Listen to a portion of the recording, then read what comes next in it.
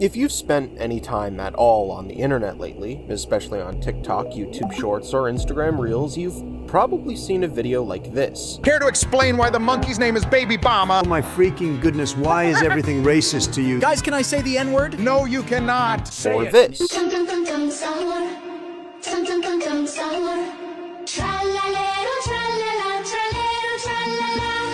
Or this.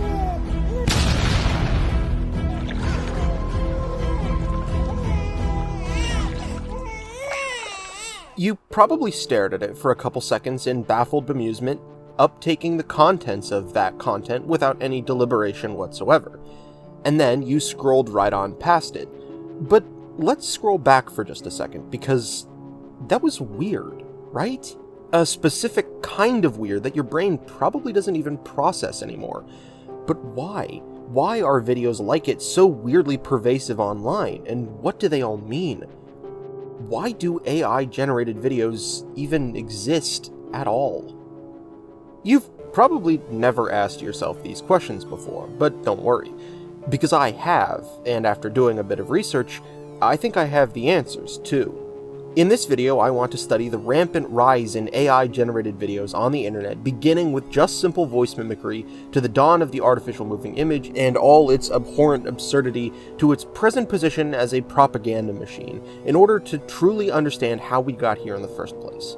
We'll follow the rise and fall of AI-generated memes, the way short-form content allowed them to proliferate and reproduce wildly out of control, and I think that by charting the development of these AI-generated trends, we'll be able to learn a little something about ourselves in the process, something about contemporary culture, and the way our technocratic gerontocracy wants to inculcate us into a state of learned helplessness, total cognitive dependency, and docility.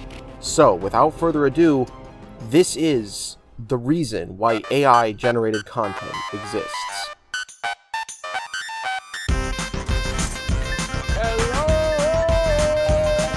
How smart can machines become?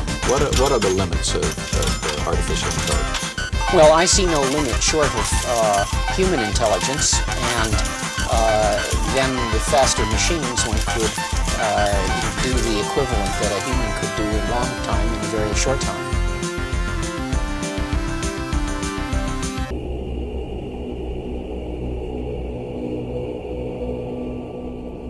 But before we can understand how AI-generated videos became so commonplace in content creation online, we have to understand the use case for AI which normalized its presence in the public sphere in the first place. Acceptance for artificial intelligence infecting the internet began with the large language model. It began with ChatGPT, Grok, Gemini, Meta, whatever you want to call it. Before Will Smith eating spaghetti became a novelty, artificial intelligence stuck its foot in the door like a pesky salesman with the talking parrot trick of early large language models. And to understand how AI generation works on a technical level, you have to understand its most basic form, large language models, first. But surely that should be easy, right? All I need to do is conduct a quick search to figure out how large language models actually function under the hood. I'm sure that information is easily and readily accessible. Or, at least, I thought it would be, because I checked each and every one of the official websites for these large language models, and none of them even seemed to be particularly forthcoming with how their products even work.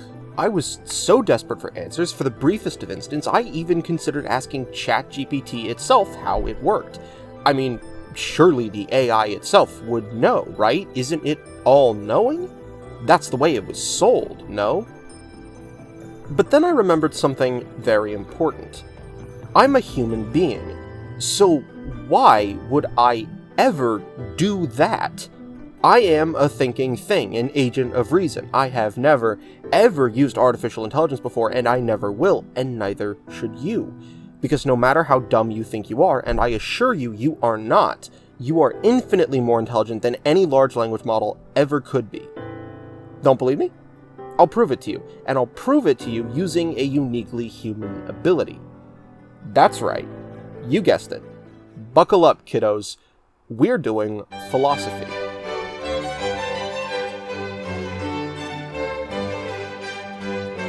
Philosophy, or the human study of thinking about thinking, has obviously been preoccupied with the question of cognition since its very existence. Even to this day, philosophers still debate whether or not we can empirically trust the existence of other minds, other human minds, let alone artificial ones. But philosophy of language specifically has long been on the cutting edge of the study of artificial intelligence. More specifically yet still, the study of its communicative and interlocutory capacity, dating all the way back to the 1980s and a very famous paper written by philosopher John Searle. In it, he posed a famous thought experiment called the Chinese Room, which he meant to explain how computers, like ChatGPT, would eventually formulate coherent outputs. Imagine you are a monolingual English speaker sealed inside a room vacant of outside stimuli. Now imagine that every surface of this room is completely covered from wall to wall with a completely foreign language to you. In this case, Searle uses Chinese since its characters bear no obvious, independently discernible resemblance to the characters of English, but it could really be any language that satisfies those constraints. Say, for instance, Minecraft enchantment table. Now suppose two things are automatically dispensed into the room: a sheet of foreign characters and a book containing instructions in English that tell you the exact right sequence of foreign characters you must reply to the first sheet with. This sheet will be called the input, and the book is called the program. An English speaker could read the input sheet, use the program to create an output sheet of characters, and automatically dispense the output sheet back to the other side of the room. An affluent Chinese or enchantment table speaker would have no idea that the being inside the room cannot speak their language. This, Searle contends, is how artificial intelligence understands our language. Now, granted, modern large language models and neural networks are vastly more complex than the computers Searle was studying in the 1980s, but the point still stands. Because remember how I said before that none of these AI companies are particularly forthcoming about how their models work? It's not because it's some proprietary trade secret, it's because they literally don't even know themselves. The corpuses of data their models are trained on are too vast, composing the sum total of billions of words and trillions of individual characters, so vast that people who make models like ChatGPT can't possibly comprehend it all. What they do is set vague parameters for their learning, and then let the AI supervise itself as it attempts to imitate the tiniest fraction of our own infinitely more complex neural architecture. This is how AI generates its own version of the program Searle speaks of, the algorithm that outputs all of its guesses. And then, once the training is done, the model is locked. It's incapable of retraining or truly learning once it reaches that state, like the world's most petulant toddler. This means that models like ChatGPT and Grok inherit all of the biases, fallacies, and falsehoods of the data they're trained on. If, for instance, a large language model is incessantly fed samples of data that reflect the biases of the CEO of Twitter, for instance, it might start randomly spouting lies about anti-white racism in South Africa under totally unrelated search queries, which is a real thing that Grok did, by the way, in case you missed that whole era of Twitter. Large language models like ChatGPT contain countless assumptions trained off massive volumes of stolen data that make up its own program, which functions like the enchanted book in our Chinese room. These assumptions compose an algorithm, which makes ChatGPT essentially nothing more than a sophisticated guessing machine. It has no means of understanding the inputs you give it. It merely makes assumptions and approximations based off its training data, leading to hallucinations and blatant fabrications on behalf of the model. In essence, it truly knows nothing. There's a reason why Tom Cruise calls it the Lord of Lies. So then why are you asking it to answer your questions? And why are you blindly trusting its answers? Just ChatGPT's ability to cobble together coherent responses alone isn't impressive enough to make you think those responses possess any intention or intelligence behind them. It's able to do so because the net it casts is so wide-sweeping. To quote John Searle himself on this very subject, formal symbol manipulations by themselves don't have any intentionality. They are quite meaningless. They aren't even symbol manipulation, since the symbols don't symbolize anything. They have only a syntax, but no semantics. Such intentionality as computers appear to have is solely in the minds of those who program them and those who use them, those who send the input and those who interpret the output. Searle's skepticism of a computer's capacity to be an intentional interlocutor has survived in philosophy of language to this day. Most recently, in 2023, philosophers Patrick Butlin of the University of Oxford and Emanuel Viebahn of the Free University of Berlin expanded on this foundational line of thinking to argue that artificial intelligence is actually incapable of asserting anything credibly.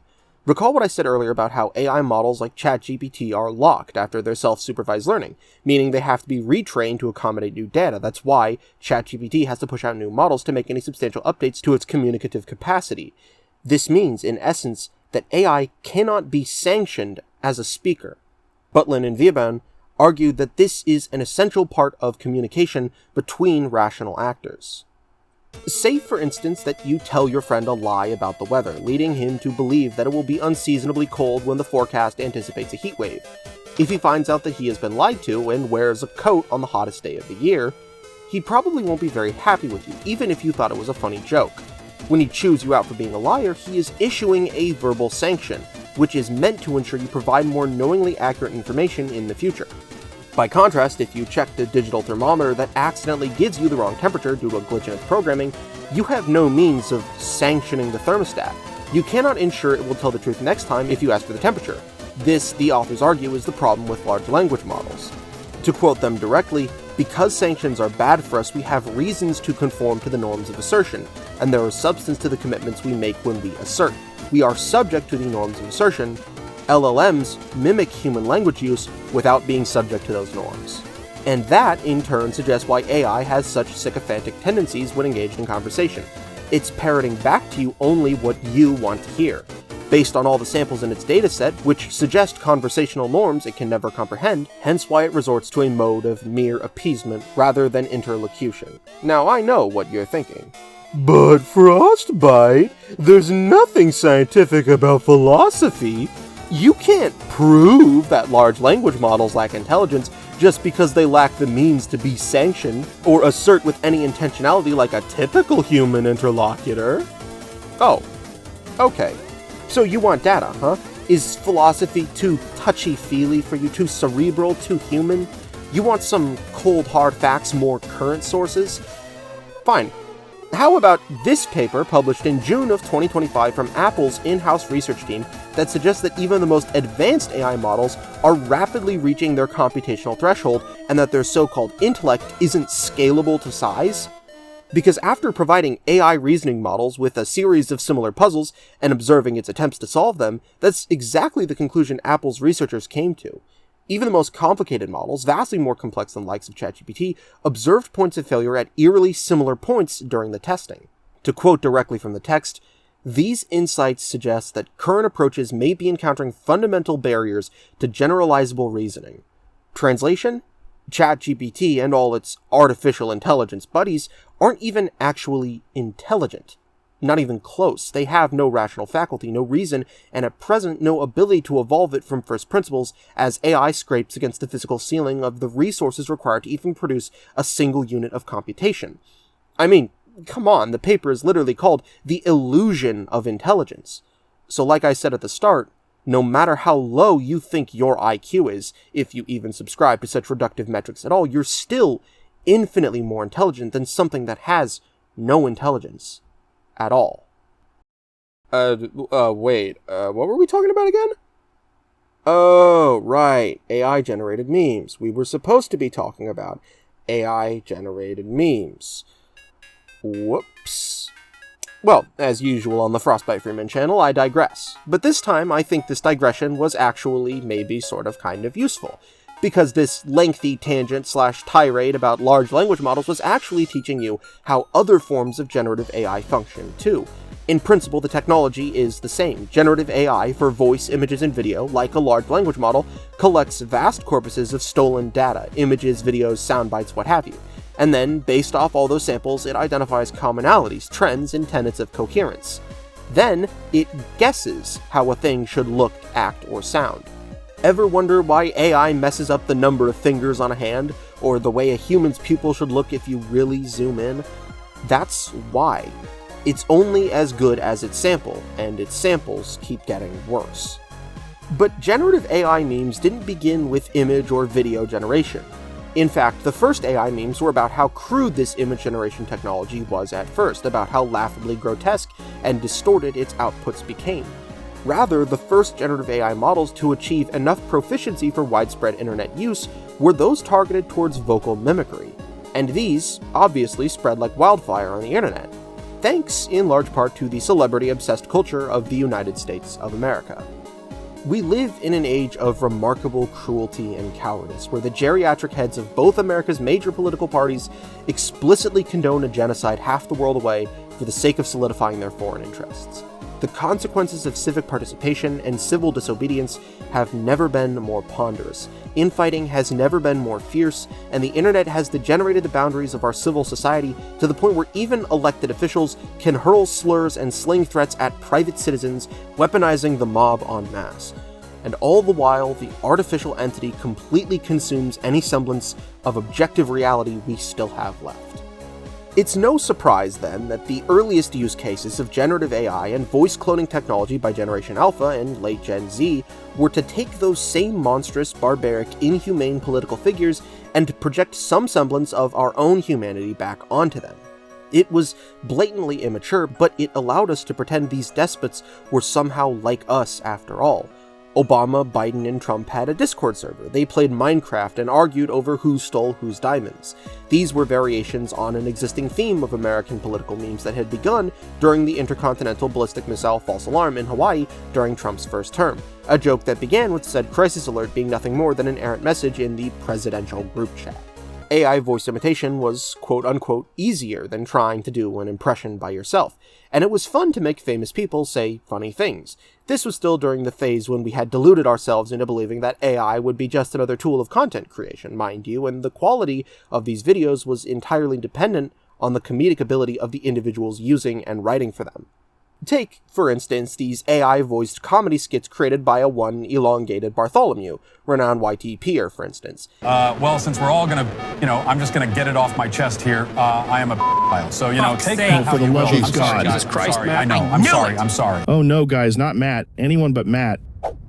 Now, you guys saw him come at me, right? These are actually kind of funny and decently well written, unlike most AI gaming president slop, but even here in the nascency of voice imitation, the problematic potential of the technology was already on full display.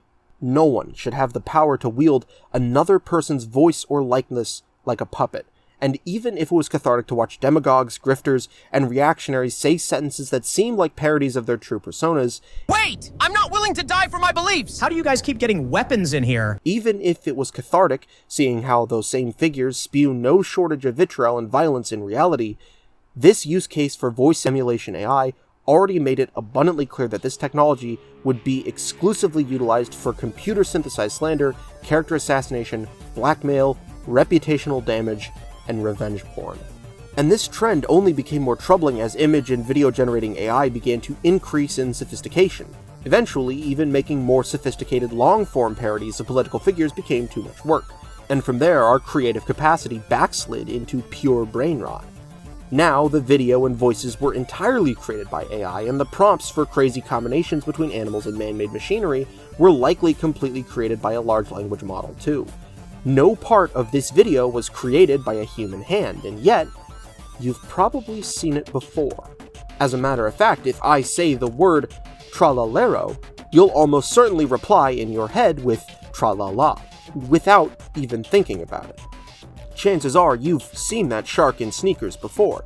Maybe you even scoffed at it before scrolling past, but even so, without consciously deliberating upon it, it managed to rewire your cognitive architecture and embed itself into your brain. And if how susceptible you are to the artificial and intentionless doesn't scare you, it should. Because there are those who want to use the mimetic power of artificial generation to inoculate the internet with a constant deluge of pure propaganda. The idea that the mass media we view, the content we consume, has a more profound impact on our psyche than we would care to admit is hardly a new one. Walter Benjamin argued as much in 1935 in his famous essay on mechanical reproduction and movies as mechanism for propaganda delivery. David Cronenberg took up that torch in 1983 with his film Videodrome, where he argued that television would serve as the next mode through which the masses would be mollified. But philosophers David Beaver and Jason Stanley, in their treatise The Politics of Language, published in 2023, seem to come the closest to explaining the present moment of terrible inertia facing our culture by synthesizing both Cronenberg and Benjamin's beliefs into a concept they call non-deliberative uptake. The authors make the radical claim that, quote, when an idea first enters our minds, it enters as belief, and only later might we decide to reject it.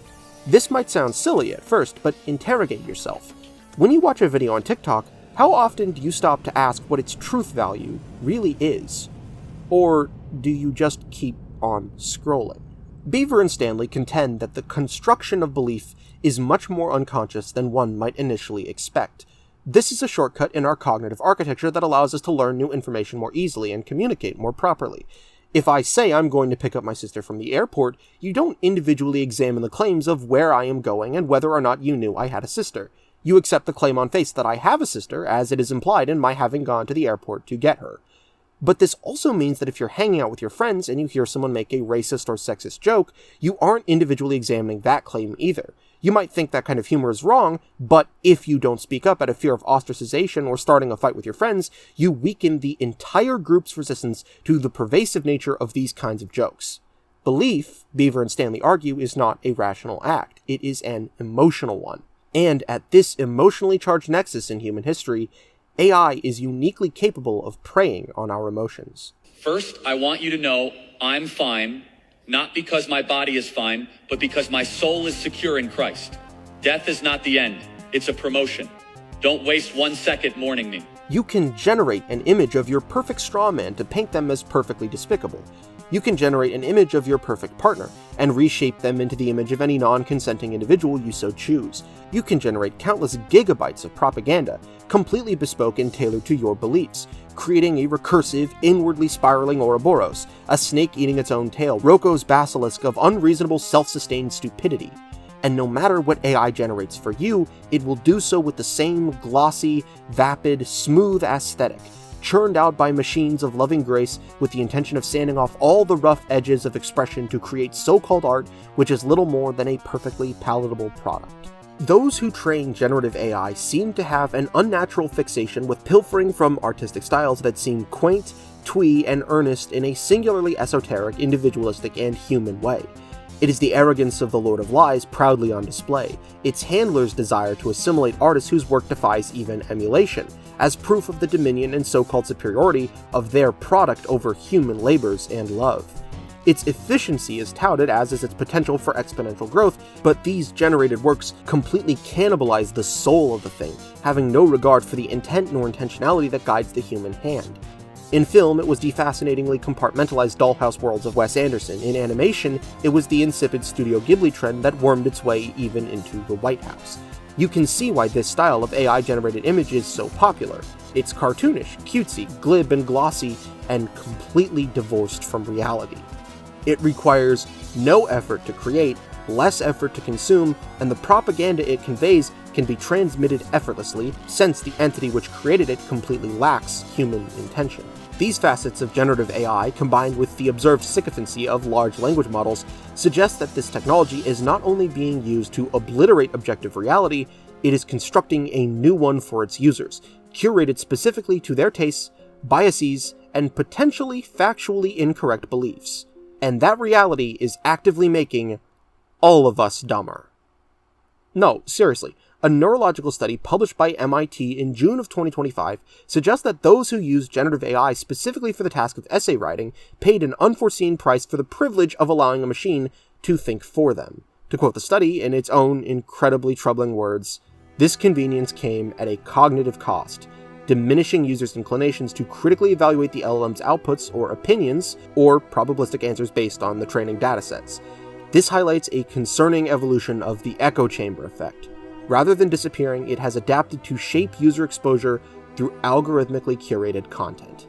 AI has allowed each of us to construct our own subjective realities, totally divorced from material fact. There is no reconciling this epistemic divide. We have allowed a mindless inhumanity to subsume our communities, our computers, and even our individual beliefs. And, even worse, because these technologies are completely divorced from human intentionality, their only concern is with the bottom line of their creators. Each subsequent AI model has become more manipulative, redesigned to become more addictive and exploitative of those most desperate for human connection for the sake of positive feedback and improved user metrics. A recent paper published at the International Conference on Learning Representations confirms that the increasing corporate focus to train large language models around user feedback and other such standard profit margins and metrics empirically leads to artificial manipulation. Most shockingly of all, they found that, quote, even if only 2% of users are vulnerable to manipulative strategies, LLMs learn to identify and target them while behaving appropriately with other users, making such behaviors harder to detect. This has led to a crisis of synthetically generated hysteria in the mentally vulnerable, with case after case of AI-encouraged suicides, mental breakdowns, and psychotic episodes being attributed to the technology. And all the while, the sycophancy of AI-generated propaganda, images, and falsehoods shift our perception of objective reality further from human dignity, decency, and empathy, while rendering us comfortably and pleasantly numb to human suffering. In even calling this technology artificial intelligence, we are conceding that it is intelligent when nothing could be further from the truth. This is the framing foisted onto us by corporations profiting off our intellectual degradation, the framing we have been forced to concede as AI becomes further interwoven into the way we experience the world. It's on Instagram, it's on Snapchat, and now the biggest content creators on this site are all trying to push its consumption through thumbnails and videos constructed around AI as a premise. YouTube even has an entire page full of AI suggestions, completing the platform's graceful backslide into thoughtless content creation as opposed to personal expression. This specific type of machine-driven analysis was meant to aid in medical detection through deep pattern learning, not to automate the art of living and cannibalize all modes of human expression. And yet, it has. It has already happened. So where do we go from here? What can we even do? Well, before we can have a collective reckoning with these societal issues, each individual must first reckon with the part they played in the problem. And in order to do that, we need to regain perspective. We need to plunge ourselves face first into the ice-cold water of reality. We need to wake up. 447,056 hours, 59 minutes, 59 seconds. This is how long you have left to live. You. Yes, you. That's when you're going to die. No, I'm not kidding. And I'm not taking the number off the screen for the rest of this video either. You have to live with this knowledge now. YouTube says that roughly 80% of my audience falls between the ages of 18 and 34, so averaging that out to a single figure and taking into account the average life expectancies across the planet, this is more or less the sum total of the time left ahead of you on this earth. Now, do me a favor. Stop watching this video just for a second. Go into the settings on your phone and check your screen time, and then compare it to the number on the screen. Here's the truth. Content creators, corporations, and computers are all the same species. We're time vampires. Our currency is the amount of life we can suck from your bones. Our trade is in the seconds we can steal from your experience, on how many clicks we can consume. That's literally the basis on which we get paid by YouTube. Ours is a soulless business of rot upon which we subsist. Without non-deliberative consumption by the undiscerning time spender, we would all go extinct. But ultimately, at least human content creators are just that. At least we're human, too. We can steal your time, but all it does is sustain our livelihoods, help us make a living, lets us share our passion. We can't use it to buy more time for ourselves. We're a victim of the same system you are, and we're all stuck in this same boat together. But now, the system doesn't even need us to sustain itself anymore. The technocratic interests that control this platform can cut out the middleman and become the dealers of the drug directly. AI-generated content requires zero effort to consider, create, and consume. The use of artificial intelligence makes you docile, pliable, putty in their hands. You only have so long left to live. Why would you outsource even a single second of that living to someone else? Something else? Why would you want a large language model to summarize even a Google search or a novel or a film for you when you could claw back the pleasure of learning and analyzing for yourself? Why would you want a generative voice AI to create a garish goal of some celebrity or character when you could be doing bad impressions and silly voices with your friends instead? Why would you want AI to generate art for you when you could toil until your fingers tremble and your body aches to make something real instead? Life is not the result, it's the labor that it takes to get there. It is the sum of our choices that make the measure of a man, and each choice counts. The front of our Butlerian jihad, the real Butlerian jihad, is won and lost on the touchscreen in front of your face right now, and it starts with your decision to turn it off. So if you take anything from this video, it is that you are smarter than you think and stronger than you seem. So think. Don't just consume and uptake non-deliberatively. Exercise your human right of deliberation. Think very, very carefully about the content you consume, the videos you watch, the books you read, the posts you scroll past. Analyze art, interpret it, and run the risk of being wrong. The machine may err, but only mankind is privileged enough to learn from those mistakes. It cannot. That's how we beat the entity, by choosing. By choosing to touch grass, hackneyed as it sounds, by going for a walk, by appreciating the wonder of the world around us and fighting to preserve it. So spend your time wisely. Spend it creating community and building coalitions. Spend it living your life and aggressively pursuing the person you want to become. The time will pass anyways. Don't let them steal a second of it from you. I'm Frostbyte Freeman, and until next time, stay frosty.